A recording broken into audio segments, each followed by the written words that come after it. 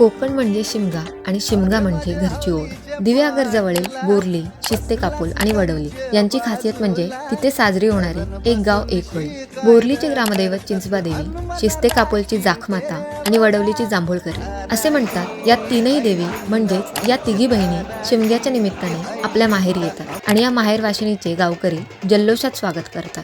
फाल्गुन शुक्ल पंचमीला होळीची सुरुवात होते आणि देवीचा पोऱ्या संपूर्ण गावात घरोघरी जातो, ज्याची लोक भक्तिभावाने पूजा करतात. पौर्णिमेला होळी पेटवली जाते. त्यावेळी अक्षरशः मान वर करून होळीचे टोक पाहावे लागते, इतकी मोठी ती असते. त्या दिवशी देवीची पालखी प्रत्येक घरी जाते. होळीचे 8 दिवस संपूर्ण गाव आनंदोत्सव साजरा करत असतो. पालखी उठण्याआधी या तीनही ग्रामदेवींची सोंग म्हणजेच जकीन, त्राटिका, वाघ, गिर्यादेव, चटक, म्हशा, कातकरी तिला भेटायला येतात. शेवटच्या दिवशी पुन्हा एकदा गुलाल उधळत गावकरी देवीची पालखी माहेरहून तिच्या सासरी म्हणजेच वर्षभर देवी ज्या देवळात असते तिथे घेऊन येतात.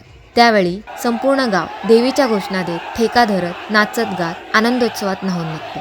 मंडळी, तुम्ही कोकणातला शिमगा पाहिलाय का हे मला कमेंट बॉक्समध्ये नक्की सांगा. व्हिडिओ आवडला तर नक्की शेअर करा आणि अशाच नवीन माहितीसाठी परमा बोली या पेजला फॉलो करायला विसरू नका बरं का.